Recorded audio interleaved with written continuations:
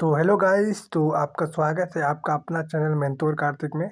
जैसा कि हमारा अब सेमेस्टर 4 का सीरीज चल रहा है। मैंने सेमेस्टर 4 के लिए 3 वीडियो या 4 वीडियो अपलोड कर दिए गए हैं। खास करके हिस्ट्री ऑनर्स के सिलेबस कोर 8, कोर 9, कोर 10, ठीक है। कोर 8 भी छोड़ दिए हैं, कोर 9 भी, कोर 10 भी। और आज हम हिस्ट्री के खास करके जी वाले के लिए ये वीडियो है, ठीक है। जिसका भी हिस्ट्री, ठीक है, जी है, हिस्ट्री में जो भी जी लिए हैं, जनरल इलेक्टिव विषय लिए हैं, इसका लिए ये वीडियो आप बहुत फ़ायदेमंद होंगे, ठीक है। इसमें आपको हम कुछ इम्पोर्टेंट जो जो इसका सिलेबस है वो तो बताने वाले हैं, और फिर आपको ये बताने वाले हैं कि इसमें आपको क्या क्या पढ़ना है, ठीक है। तो स्पेशल देखिए आपको स्क्रीन में दिखाई दे रहा है, ठीक है। अब एक एक करके हम इसको समझा देते हैं, कहाँ से कहाँ तक भी पढ़ना है तो भी समझा देते हैं। देखिए, पहला, जैसे पहला कि आपको क्या पढ़ना है, पहला कि आपको पढ़ना है क्या है, आधुनिक भारत का इतिहास पढ़ना है, ठीक है। क्या पढ़ना है आपको? आपको आधुनिक भारत का इतिहास पढ़ना है, ठीक है। और कहाँ से पढ़ना है, तो 1700 ईस्वी से लेकर 1947 ईस्वी तक, ठीक है। एडी तक, यानी ठीक है, 1700 ईस्वी से लेकर 1947 ईस्वी तक आपको पढ़ना है आधुनिक भारत का इतिहास। हो गया यहाँ तक? देखिए, सबसे पहला देखिए क्या है, सबसे पहला कि आपको क्या पढ़ना है, तो बंगाल में ब्रिटिश शक्ति का उदय कैसे हुआ, ठीक है। प्लासी की लड़ाई से लेकर बक्सर की लड़ाई तक आपको पढ़ना है, ठीक है।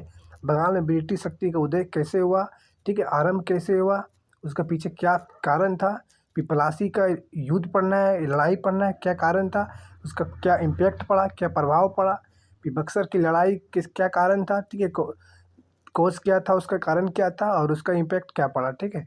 यानी कि बक्सर की लड़ाई का भारत में क्या प्रभाव पड़ा, क्या कारण था, ठीक है, उसमें सिराजुद्दौला की क्या भूमिका था, ठीक है। तो रॉबर्ट क्लाइव कौन था, ये सब क्वेश्चन शॉर्ट वीडियो में शॉर्ट क्वेश्चन पूछ सकता है इस ये युद्ध से रिलेटिव, ठीक है। हो गया। अब दूसरा दूसरा पॉइंट में आते हैं। जैसा कि पहला पॉइंट समझ गए कि आपको क्या पढ़ना है, बक्सर की लड़ाई, ठीक है, बक्सर की लड़ाई और प्लासी की लड़ाई, ठीक है, प्लासी की लड़ाई और बक्सर लड़ाई। दूसरा में देखिए, दूसरा में जैसे कि हमको क्या पढ़ना है, ब्रिटिश शक्ति का विस्तार। अब तो बक्सर की लड़ाई तक पूरा ब्रिटिश का पूरा हाथ लग चुका था बंगाल, ठीक है, पूरा तीनों प्रेसिडेंट में, बंगाल, उड़ीसा और मुंबई, ठीक है। और यहाँ पे क्या हुआ कि ब्रिटिश शक्ति का जो विस्तार था वो कैसे हुआ, ठीक है, कहाँ तक हुआ, तो उसमें क्या पढ़ना है, इसमें ब्रिटिश के विस्तार में आपको 3 पढ़ना है, 3 टॉपिक पढ़ना है इसमें। तो आंग्ल मराठा युद्ध के कारण इसका इम्पैक्ट क्या पड़ा भारत में, फिर आंग्ल मैसूर युद्ध का कारण और इसका क्या प्रभाव पड़ा, और आंग्ल सिख युद्ध, ठीक है, मराठा से युद्ध हुआ, ठीक है, मैसूर से भी यहाँ युद्ध हुआ था, ठीक है। ये मैसूर से कौन रिलेटिव था, तो मैसूर से रिलेटिव था आपके जाके ये टीपू सुल्तान था, ठीक है। ये सब हुआ, तो उसके पिताजी उसके उसके फादर हुआ, ठीक है। तो आंग्ल सिख सिख युद्ध से भी संबंधित है। ये तीनों युद्ध के बारे में आपको स्पेशल इसमें पढ़ना है, ठीक है। देखिए, अब यही तो मेन टॉपिक यही थे। तो बंगाल की लड़ाई, बंगाल में ब्रिटिश शक्ति को देख क्या था, ब्रिटिश शक्ति का विस्तार, ये सब में क्या था कि बहुत, मतलब इसके अंदर बहुत ही टॉपिक थे, जैसे कि आंग्ल मराठा युद्ध हुआ, आंग्ल मैसूर युद्ध हुआ, आंग्ल सिख युद्ध। अब सिर्फ एक एक टॉपिक पढ़ना है, ठीक है।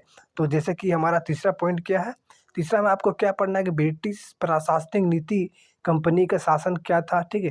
ताज शासन के दौरान ये कंपनी कहाँ तक प्रशासनिक नीतियाँ लाया, ठीक है, उसका इफ़ेक्ट क्या पड़ा भारत में, ठीक है, उसका क्या प्रभाव पड़ा, बस ये पढ़ना है।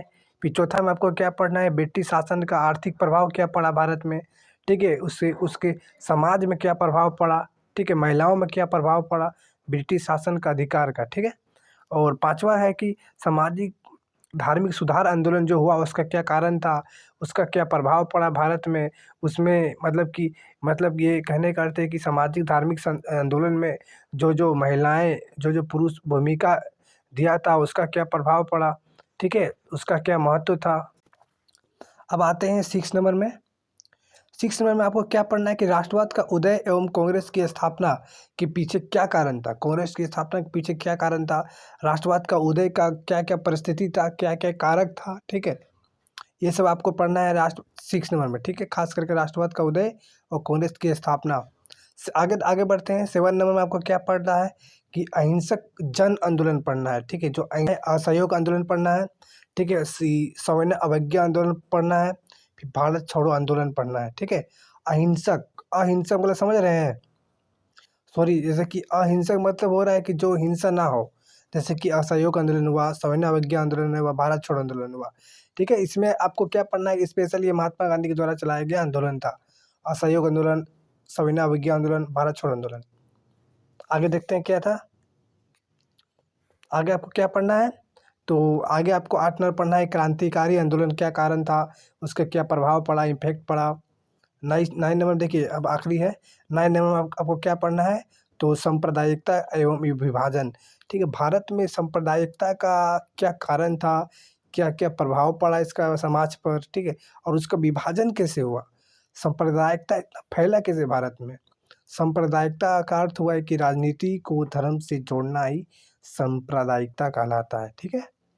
तो जैसे कि अभी स्वाभाविक सी बात है, कोई न कोई राजनीतिक दल से, राजनीतिक दल का अर्थ है कि अब हो गया है धर्म से रिलेटिव हो गया है, जैसे कि अब समझ ही रहे हैं। 10 नंबर देखिए, स्वतंत्रता का मुख्य कारण क्या था। तो स्वतंत्रता संग्राम का जो जो आंदोलन छिड़ा था भारत में 1947 में, उसका क्या इफेक्ट पड़ा भारत में, ठीक है, और उसके पीछे पीछे क्या कारण था। तो ये रहा हमारा जी के लिए सिलेबस, बहुत ही इम्पोर्टेंट है। इससे आप क्वेश्चन भी बना सकते हैं, हम जैसा रिलेटिव किए हैं, जैसे आपको जैसे हम पॉइंट वाइज बताए हैं, इससे आप क्वेश्चन भी समझ सकते हैं, या फिर आप क्वेश्चन एक एक करके कहीं भी यूट्यूब में सर्च करके, या फिर ऐसे भी हम सारा इम्पोर्टेंट क्वेश्चन जितना भी है सिलेबस से बताए हैं शुरू से लेकर अंत तक, हम सारा को हम एक एक करके क्वेश्चन हम स्पेशल बनाने वाले, ठीक है। तो अच्छा लगा तो वीडियो तो शेयर कर दीजिएगा अपने दोस्तों को जिसका भी जी वाले हैं।